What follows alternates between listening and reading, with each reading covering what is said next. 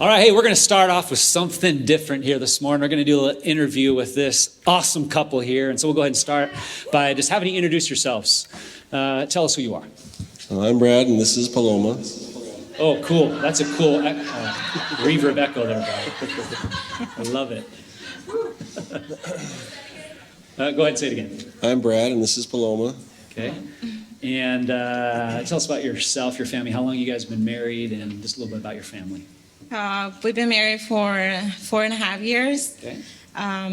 We are a blended family. We have mine, yours, and ours. So, yeah, a little bit more pressure there. Challenging. How many kids total then is that? 6. 6 kids. All right. Yeah. I can tell ages too. Go ahead. 18, 16, 14, 13, 12, and 2. Wow, good job. Yeah. I love that. And 2. And 2. Love that, yeah. So how long have you guys been here at Bell Road Church? We've been here for about a little over a year. It really started in Family Month last year. Okay. Yeah, about the time you started really coming around regularly, Family Month, and seeing you a little bit more at that point. And it's been fun having you guys here. Just love having you part of our church. And Paloma's just both of them, you guys are a big part of Iglesia Hispana right now, too. So they're skipping out on that service to hang out with us. But Paloma's become one of the great leaders for Iglesia Hispana as well. That's right. But, you know, as with all marriages, we have our ups and downs. And so this last summer, you guys had, it was a tough season for you guys in your family and your marriage especially. Do you want to go ahead and just take a moment and just share a little bit about that? Well, yeah, we were basically at the very bottom there, on the verge of divorce and separation, and there's only two choices to make, and really just trying to decide what we wanted to do. Yeah, like he said, we were thinking about separation and eventually divorce. We were hurting each other and our family members too, getting everybody involved in our mess. I thought I'd try everything. You know, we tried counseling. It worked, it helped, but we needed something big, something different, we needed a miracle in our marriage. We started, I thought I tried everything, but I haven't tried to pray for my husband every day. That was one of the things that I started doing it, and then God started doing a miracle in my marriage. Oh. And I remember going to my MOPS group and asked for prayers there. Guys, pray for my marriage. And then meeting with my friends, Lean, pray for my marriage. Amy, pray for my marriage. My in-laws too, they were big help in prayers too, so. You know, thankfully we serve a God who does miracles. That's right. And there's even been some cool songs written about that. And we've seen that take place in your life, in your marriage. We'll get to that a little bit later, but I speak to that right now that, man, we want to be a church of people where God is performing miracles, not just physical miracles, but relational ones, miracles in marriages and bringing healing and restoration in families as well. And so God began to do that in your life. But so it's last summer. It's coming to the end of summer, and we're talking about Disciple Maker. We launched phase 1 of Disciple Maker, and you guys were kind of wrestling on, thinking individually to do Disciple Maker, but also potentially doing a marriage course or a marriage class. So to maybe just explain that wrestle on that season right there. You did really good earlier. Well, yeah, there was this program at our church, Re-engage, okay. And it was, a few weeks, and then we had to read a book, and we had homework and all. Yeah. But it was far, the child care, it wasn't working for us. Plus, yeah. I didn't believe that he wanted to do that, and it wasn't our time, I don't know. But then I signed up for Disciple Maker on my own, not knowing that he did it too. Okay. But I've seen him signing up for something else and just not going to, and I was like, okay, he's not going to do it. Yeah. So I'm just going to do my own thing, and then I went my first Disciple Maker with the women's group, and then, it was fun, it was cool. I started letting God working on me individually, and then he's like, hey, you want to come to my group? And I was like, why? And he's like, we can do this together. I was like, you sure? So I came to his group. I like it, and I stay there. Sorry for the other group, so it was really fun. It was interesting, and I really enjoyed to learn with them together. And there were times where we didn't have to even talk about. We were just surrendering to each other and surrendering to God too. Okay.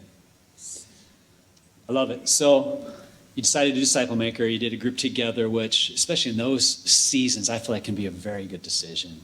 You know, there's times where sometimes because of kids and schedules and all that kind of stuff, couples have to do different groups. You know, that's fine. That's good. But for you guys, this was really, I think that really helped. You got in the same group and able to go together and just really God really began to do a work because of that. Mm-hmm. And so just explain a little bit more, like what was God doing in your life and then even in your marriage through last fall as you guys were going through Disciple Maker? Well, I started coming to church every Sunday rather than every other Sunday, or when I could. Told work I had to have Sundays off to be with my family and work on ourselves. Grew a lot. Started communicating better in the marriage. Started putting God first. Yeah, I think that was the main thing, because sometimes you say it takes two, but I think it takes three. Your spouse, and God. Yeah, come on. And to That's work good. in a marriage. Yep. Good. Yeah. So how would you describe your marriage now? It's perfect. Everything's amazing. You guys have figured everything out. You solved all your issues. I'm not quite as perfect. You're ready as to me. start a counseling ministry and a marriage, write books, right?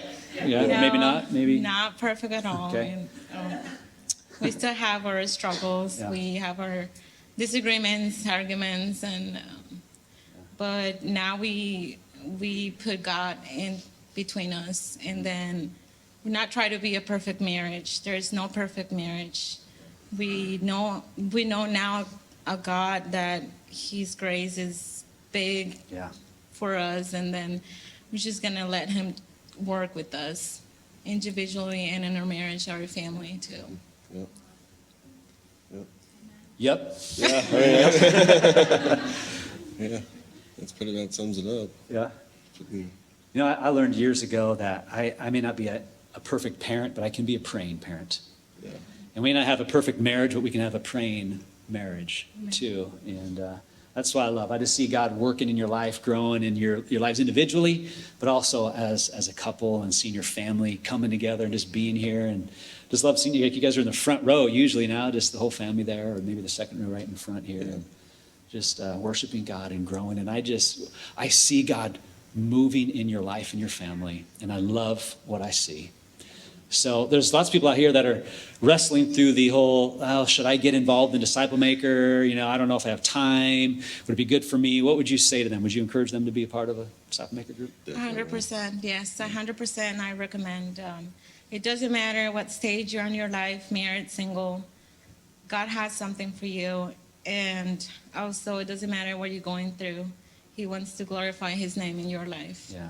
Yeah, and you get so much out of it, the one-on-one time and helping each other grow more, not just couples, but through friendships and through the group. Okay. What was your favorite part of Disciple Maker?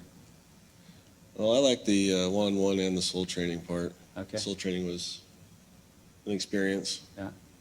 We were very excited to go to every Sunday to our group. It was exciting, and then meet with our friends. And now you could find a mentor there too, and then growing that relationship with each other, learning together with our friends too, and Cool. it's really exciting. Well, hey guys, thank you so much for taking time to share. We love and appreciate you. Again, just love what God's doing in your life. Keep growing, keep it up. And can we just give it up for Brad and Paloma? Thank them so much.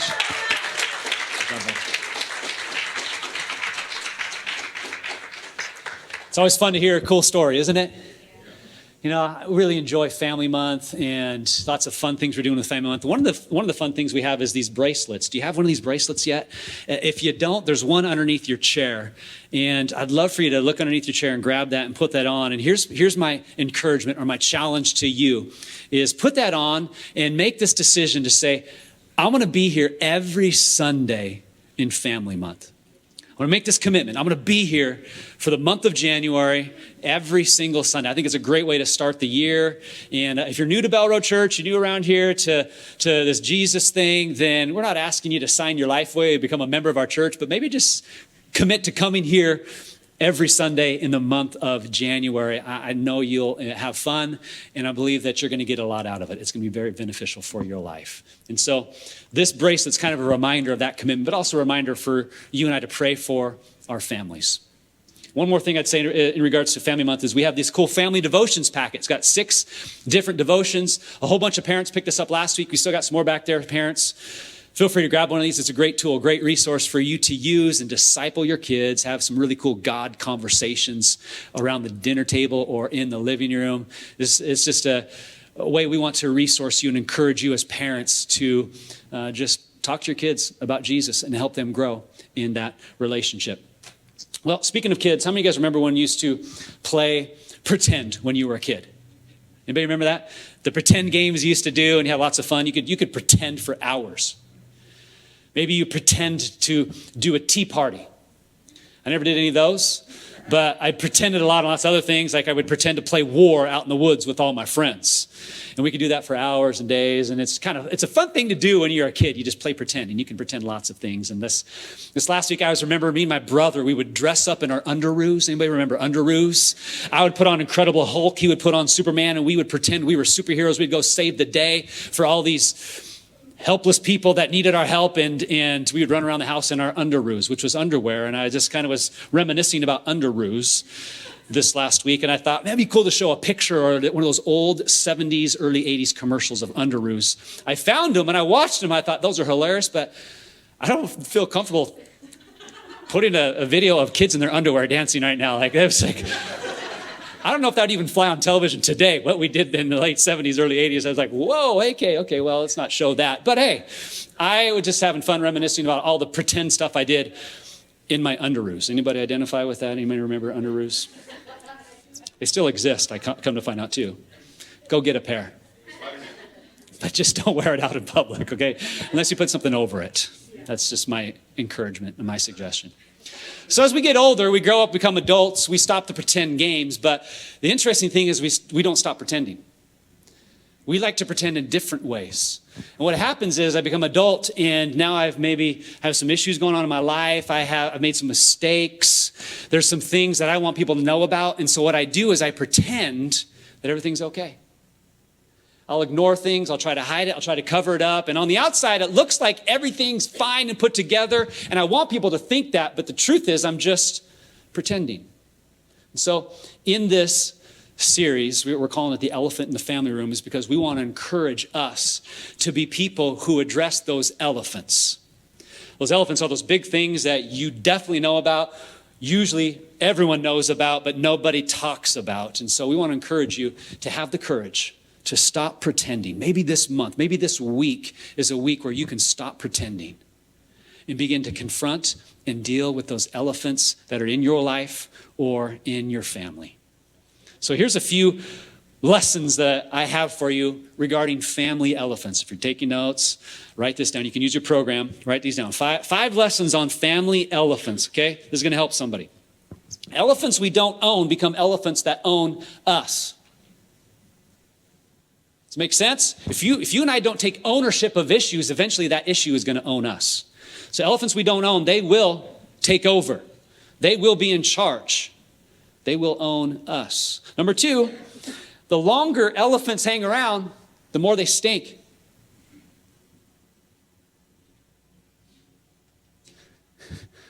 Some of you laughed. Some of you are like, should I laugh?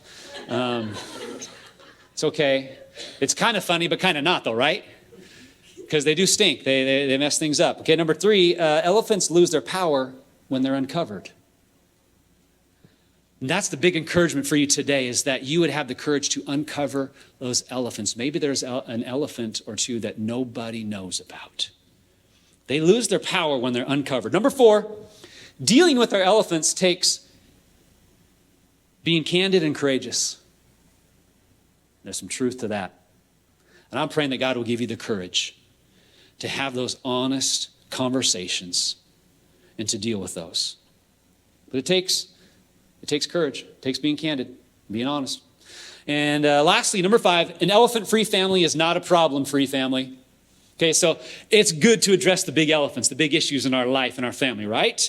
But that doesn't mean everything's going to be perfect from there on. You're still going to have issues. So the goal is that you're an elephant-free family, but you'll probably never be a problem-free family. So there you go. Just a few lessons on family elephants. Now, you could move forward into this new year that you're in. You're in 2020. You could move forward and not deal with your elephants. But my question would be, why? Why would it be so worth it to confront and address and uncover those elephants in your life? It is so much better to get rid of those elephants than it is to keep them. Like, I understand it's easier to not deal with them. It is easier to not have the conversations. At least we've convinced ourselves of that. And I would say this, it's easier in the short run, but not in the long run. I want to encourage you to think long term. I want to encourage you to think long game. What's going to be better in the long run? And what's better in the long run is to have that hard, courageous conversation now, to start dealing with those things now before it gets bigger and worse than it is, because it will. And so it's harder in the short run to deal with them, but easier in the long run. So you just got to push through that fear, push through that. You got to think long term. Hey, let's be real. Too many families have elephants that have been around for so long, they're like the family pet. Problem with that is elephants make horrible pets. They make a mess of things, they trample on stuff, and they smell bad, right? So maybe this is a year that you really begin to address these elephants, take care of them. And so here's the message for today. The message is this: pretense kills family life. I want your family to be healthy, strong, and growing, but pretense will kill your family life. And what we mean by pretense is this: it's problems that we don't own. I'm not taking ownership of these. Pretense is really, it's to act. It's to appear that things are like this, but in reality they're not, okay? We're pretending. That's what pretense is. And it will kill family life. And so we're going to look at the story of David and pick up where we left off last week. And so here's where we were last week. Maybe you missed last week. And so what happened last week was David, he's the king of Israel, one of the most famous the most famous king of all Israel. Okay, remember, David is the guy that kills the giant. Okay, so most people, even if you haven't been around church ever, you've probably heard of David and Goliath, the guy that killed the giant. And so that's this David. Well, he's the king. He should have been off leading his army in battle, in war. But for whatever reason, he decides to stay home. He's wandering around in the middle of the night on the roof. He sees a beautiful woman who's bathing, and his mind begins to wander, and he asks about her, and then he sends for her. She comes to him. He sleeps with her, commits adultery. She's married to somebody else who's fighting in his army. He sleeps with her. She goes back home, and then later on, she sends word, "I'm pregnant." And just like that, there's a big elephant in David's family. And so that's where we left last week. And we talked about how a dissatisfaction can derail you. Don't let dissatisfaction derail you. It can derail your life. It can derail your family. It can derail your marriage. David, for whatever reason, was in a moment, maybe even a season of feeling dissatisfied. He thought, that's going to satisfy me. I want her. I want to be with her. And in that moment, he allowed dissatisfaction to derail his life and his family. And so now we pick up the story right here. What's David going to do? How's he going to respond? Because he could go one of two directions, right? He could own this. He could repent, ask for forgiveness, receive God's grace and forgiveness, and he could begin to work through it. It's going to be difficult. It's going to be a little bit messy, but he could do that. Or he could do the opposite. And unfortunately, that's what he does. Tries to cover it up, tries to pretend it doesn't exist, tries to move forward in life, and doesn't want to deal with it. This is crazy because this is David, the mighty warrior, the incredible worshiper, the guy that's killed the giant. He could easily kill this elephant. Instead, he starts feeding the elephant. doesn't deal with it, and it gets worse. He's operating out of pretense. And unfortunately, he doesn't stop, and he goes deeper into this hole that he has created. And so this is how David responds. He's trying to think, how can I cover up this situation? So he sends for Uriah, the husband of Bathsheba, calls him to come back home and says, hey, take a break from war, go and rest, go home and be with your wife. And so he's hoping that Uriah will go and sleep with his wife, and then 9 months later she'll have a baby, and everyone will think, oh yeah, okay, Uriah came home in the middle of battle, he was there with his wife, okay, they had a kid. Okay, obviously that's what happened. Problem solved. Unfortunately, Uriah doesn't really cooperate with David's plan. Uriah doesn't go home, doesn't want to go home, and he goes and stays the night at the palace gates with David's servants. Well, this obviously upsets David. Like, why didn't you go home? And so David, the next morning, asks him that. Says, what's the deal, Uriah? I sent you to go home and relax and be with your wife. And this is Uriah's response to David. Listen to this. This is 2 Samuel chapter 11, verse 11. Uriah said to David, the ark and Israel and Judah are staying in tents, and my master Joab and my Lord's men are camped in open fields.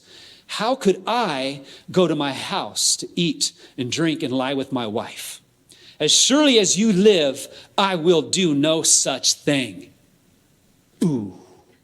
And with those words, I'm sure it's like a dagger straight into David's heart, right? He's like, I would never do such a thing, David. I mean, he's operating out of principle, out of integrity. And David's like, ooh, how dare you? So David has to come up with another plan.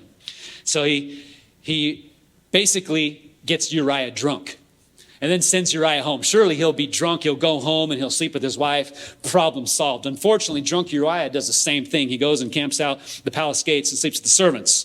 David's furious about this. He's upset, and so he writes a little letter to Joab, the commander of the army. And in that letter, he says, hey, Joab, put Uriah at the front lines of the battle, and then withdraw the army so that Uriah is killed. And then he gives that letter to Uriah himself. Uriah has no idea he is delivering his own death sentence to his commander.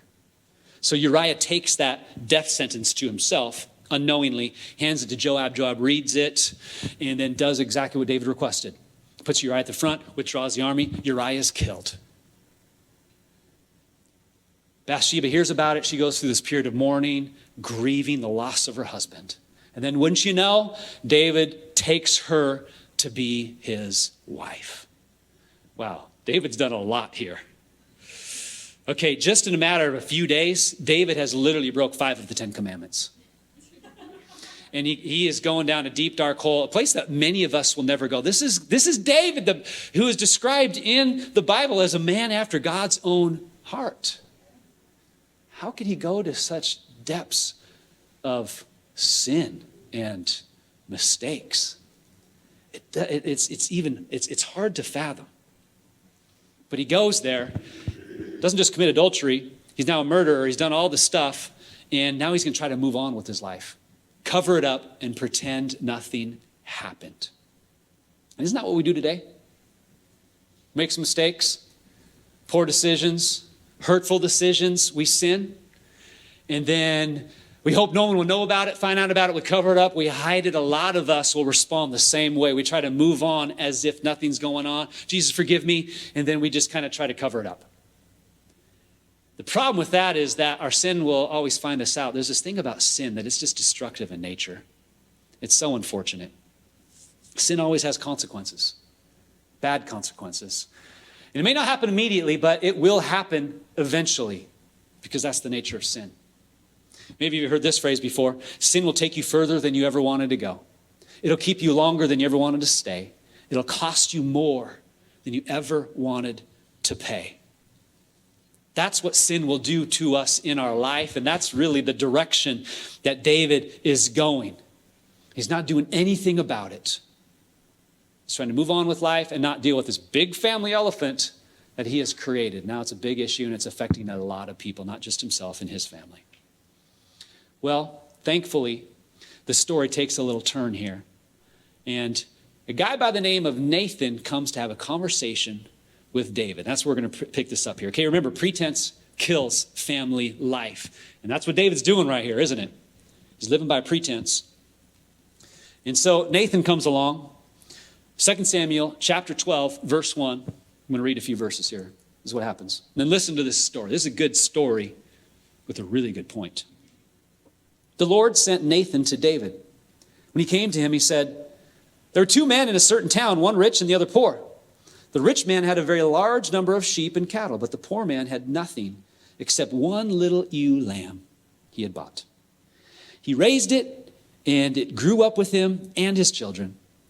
It shared his food, drank from his cup, and even slept in his arms. It was like a daughter to him. You love how he's setting the story up? Isn't that great? Now a traveler came to the rich man, but the rich man refrained from taking one of his own sheep or cattle to prepare a meal for the traveler who had come to him. Instead, he took the ewe lamb that belonged to the poor man and prepared it for the one who had come to him. Verse 5, David burned with anger against the man and said to Nathan, as surely as the Lord lives, the man who did this deserves to die. He must pay for that lamb 4 times over because he did such a thing and had no pity. Then Nathan said to David, you are the man. And not in the good context, by the way. Like, you're the man, David. Don't forget, you're the man. No, not that way. Like, no, you're that man. The man that did that horrible thing. It is you, David. Wow, that's pretty bold. That's a big confrontation right there. 2 things that I pick out of this conversation with David and Nathan that I really want to point to your attention. The first one is this. It is sad how appalled you and I can be with other people's sin and apathetic to our own sin. This can happen to all of us, guys. David is just like, how dare that guy? He should never do a thing like that. He is appalled that this decision somebody else made, and he doesn't care a lick, seemingly, about what he's done. Now, this comes oftentimes from us, like on our tendency to judge other people by their actions, but ourselves by our intentions. We all do this. We judge people by what they do. I see what you did, black and white, that's wrong. How dare you do that? But if I do something similar or the same thing, I knew my intentions. I meant well. I didn't mean that. I'm not malicious or evil. So I judge myself by my intentions, but I judge other people by their actions. We got to be careful we don't allow our heart to go there. And we're more concerned about what other people have done than what's going on inside of us.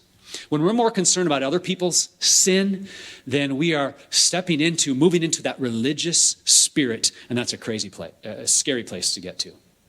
That's the very spirit that Jesus came to deal with, to confront, to even kill. He even said in the middle of the Sermon on the Mount, Matthew chapter 7, verse 3, Jesus is speaking to this. He says, why do you look at the speck of sawdust in your brother's eye and pay no attention to the plank in your own eye? How can you say to your brother, let me take the speck out of your eye when all the time there's a plank in your own eye? You hypocrite, first take the plank out of your own eye, and then you will see clearly to remove the speck from your brother's eye. It's so important, guys, that we don't allow our heart to become religious and hypocritical. And we have to pay attention to, be aware of, be repentant of, and more concerned about the sin in our life than in other people's lives.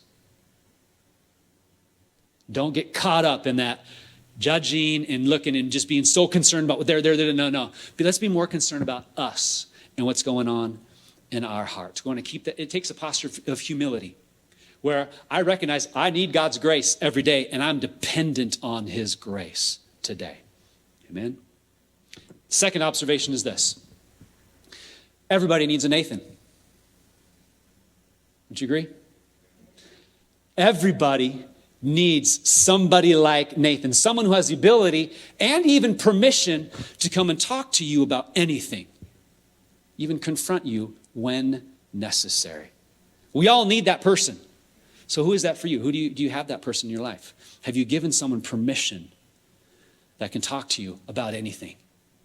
We all need that, guys. This is why one of the goals for our disciple maker process that we're in right now is that you and I would get to this place where we have 3 relationships in our life. We have a mentor. We have a mentoree, someone we are mentoring and helping to grow. And we have that trusted friend, someone that we can talk to about anything. And that trusted friend can be that person like a Nathan. That mentor can be a Nathan in our life. But it's someone who has the ability and the permission to come and confront us and talk to us about things they see going on in our life. We desperately need that. We all need a Nathan. I kind of think, what would have happened in David's life and his family, and even really in the whole nation of Israel, if Nathan hadn't had the courage to come and have this conversation with David? What could have happened? Now, you got to understand, Uriah wasn't the only guy that died in this whole story. A lot of people died because when Joab pulled the army back, it was a horrible battle maneuver. Horrible tactic, and a lot of people lost their lives because of it, not just Uriah. And so David got that report of all these people dying. I'm sure he felt guilty for all of that, because that didn't just affect Uriah and Bathsheba and that family. It affected all these other families who also lost loved ones. See, when we're talking about pretense kills family life, we got to understand that it doesn't just hurt our family, it hurts the people connected to us as well. And so I'm here to just encourage you to just poke and prod you a little bit. Would you develop the courage to confront those elephants, whatever it is, to deal with that issue, to stop pretending? And fear holds us back. We get too afraid. It's hard. It's uncomfortable. And we try to hide our elephants. You know, I've learned, you've seen this before. We can hide our elephants for a time, but eventually they're going to come out. It will happen. In fact, I gave you 5 lessons on family elephants, right? Here's one last one. Lesson number 6 on family elephants. We can hide the elephant for a while, but they will eventually get too big to hide. You and I keep feeding that elephant, it's going to keep growing. You get bigger and bigger and bigger. It will get too big for us to hide eventually. You probably heard that news before where someone who had been hiding an elephant, it came out. And the adulterer was found out. The addiction was discovered. The thief was caught, whatever it is, that it came out. Someone had been hiding it for a while. Maybe that's even been you. And that hidden elephant came out in the open. Eventually, that's going to happen to all of us. Those types of secrets don't help us, guys. I'd encourage you to quit the secrets, come clean, and know that Jesus wants to help you. Years ago, I read a great book called Pure Desire by a guy named Dr. Ted Roberts. Never forget this book and this quote. This is what he said. He said, the majority of people I've counseled could give a long list of things that they're good at. They could state their character strengths and gifts. Most of them deeply loved the Lord, but they didn't understand that we are as sick as the secrets we hold. We are as sick as the secrets we hold. If you have a secret elephant in your life, here's what I want you to know, is that this is a safe place for you to talk about it. We have worked hard. We have been intentional about creating a church of people that this is safe. You can come clean. You can talk to us about anything and everything. And here's even the greater news. No matter what you've done, no matter what you've gone through, no matter what people have done to you, no matter what you've faced, God has the ability to bring freedom and healing to that. God's grace is there for you no matter what it is. I'd encourage you to look to him and allow his grace to come into your life. And he wants to help you move forward. God wants you to be free, and we want you to be free. That's why I want to create this type of church where we're open to talk about any and everything and allow us to talk about these secret elephants, because oftentimes those things are killing us, they're killing our families, and they're killing our marriages. And we want you to bring that out in the open so that you can experience the healing and the freedom that Jesus has for you. But it takes courage. You got to stop pretending. Now, oftentimes it's easier for us to confess to God and ask for forgiveness from God, but not tell anybody else. You know what I'm saying? Like, okay, God, I'm sorry, forgive me, but don't make me tell anybody. I don't want anybody to know about this. It's embarrassing, it's hurtful, it's painful, it's horrible. But it's important that we also have that trusted friend, those people that we can go to about anything and talk to about anything. In fact, God's word tells us we need to not just confess to God, but we need to confess our sins and our stuff to other people. James 5 says this, therefore confess your sins to each other and pray for each other. Why? So that you may be healed. So that you can experience the healing power of God in your life, in your family, in your marriage. So it's good to talk about it, not just with God, but with other people. And we need that.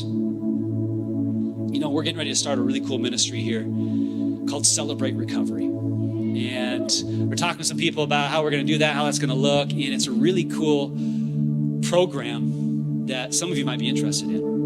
It's similar to the AA 12-step program, but it's not just for alcoholism, and it's very much like it's founded on biblical principles and Jesus. It's all about Jesus and the Bible and his word. And so it's an amazing program that is there for any and all addictions. Any type of abuse. Maybe you've gone through some abuse. Someone's abused you. You're dealing with something right now. Maybe there's some major hurts in your life. Things have happened. It could be an addiction. It could be anything. All those things. Celebrate Recovery is just very broad, and it helps you move through, work through all those things, and find the freedom that Jesus has for you. And so if that's something that would interest you, I would love for you to let us know. Could you write that on the Connect card? If you're saying, yeah, send me some information, let me know. Because eventually this year, we're looking at starting that, and I believe it's going to help a lot of people step into the freedom that Jesus has for them. And that could be you. And it's cool. You can go to a place that's safe, and other people are dealing with the same, similar, or they're just dealing with stuff. And you can have this environment where God begins to move and work in your life. So write it down on your Connect card. Let us know if you're interested in Celebrate Recovery. We're excited about this because I think this is something that could really help a lot of us deal with some secret elephants. We need that, don't we? Well, let's look at the end of the story here. Because I stopped right when Nathan said, "You're the man," right? Okay, so then what did David do? Because, man, this could have gone one of two directions here. David could have been like, "How dare you? Do you know who I am? Hey, everyone, kill this man." But notice how David responds to this rebuke. You could call it a loving rebuke, but it's a rebuke. And this is how David responds. Verse 13 of 2 Samuel chapter 12, he says, "And David said to Nathan, I have sinned against the Lord." How many know that takes humility to say? It's instantly all the pride is broken. God is obviously using Nathan in this conversation. Walls are breaking down. Pride is being destroyed. And David in humility says, "You're right. I've made a big mistake. I have sinned against the Lord." Nathan replies, "The Lord has taken away your sin. You're not going to die, but because by doing this you've made the enemies of the Lord show utter contempt. The son born to you will die." And I don't know why God allowed that and did all that. We don't understand everything about God and who he is and all that kind of stuff. I can't explain this, but we do know this for sure. God forgave him. God restored that relationship with him and David. Once again, as David admitted, "I have sinned," and he confessed that. And that was the beginning of David finally moving forward in facing this hidden but very big elephant that he had created in his life. So it's interesting. God forgave him, restored him, but there were still consequences to the sin. It's bad ones, which oftentimes happens. You've seen that? I'm so thankful for God's grace, guys. God's grace is always there. But then there's this problem of sin. Like we talked about, sin is very destructive in its nature. And there's going to be issues, and people are going to be hurt. As you talk about, people are going to be very hurt, maybe even betrayed. There's going to be stuff you're going to have to work through and talk through. That's the negative part of sin. That's a part of it. But please know that God's grace is even there for that part. It's like, you get like a cut and you don't deal with it. And if you don't take care of that cut, it can get infected, right? That's really what's going on inside of us. We have an infection that we have to deal with. And so we've got to clean it up, disinfect it, and clean it up some more. It hurts. It's a process, but God uses that process to bring healing in our life and in our family. So you got to understand that it is possible to work through all that painful stuff. And thankfully, God can bring healing to even the consequences of those sin. It's possible. But you got to look to him and you got to let him do it. I'm thankful for the grace. I'm thankful that we serve a God who performs miracles, and some of those miracles is how he continues to give us grace in the midst of these situations that we face. So here's what I want to end with is this. Pretense kills family life. Honesty heals it.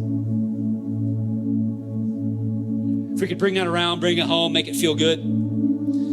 Pretense kills family life. Honesty heals it.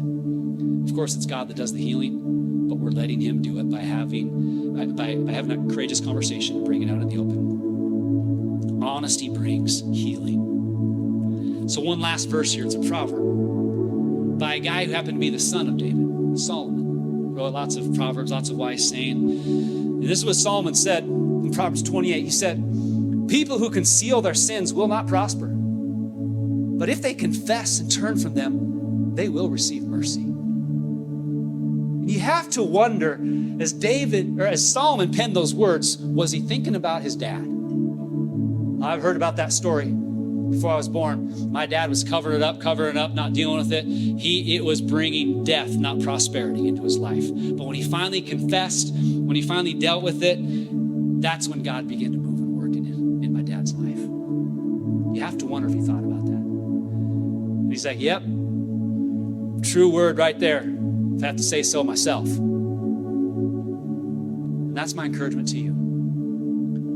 Don't conceal, don't hide, stop pretending, confess, turn from it, and receive the mercy of God, receive the grace of God, and step into the freedom and the healing that he has for you. How many want that? Amen. So here's just a few steps that you can take in moving forward from here and from this moment. Number one, maybe you need to begin praying and looking for a Nathan. We'll be talking about this through our disciple maker process in the coming year or so, but this is important. You and I need this person. Begin praying about it, looking for that person. Number two, stop pretending and confront an elephant in your life. Okay, I've said that a lot in this message, but that's obviously a good next step. Number three would be to sign up for a disciple maker group, because again, we want everybody a part of these groups. Everybody. I believe they will help you. And as you heard from Brad and Paloma, it could even help your marriage. That's cool. Number four, write down this on your Connect card. I'm interested in Celebrate Recovery, because that could be a very important little sentence that you write.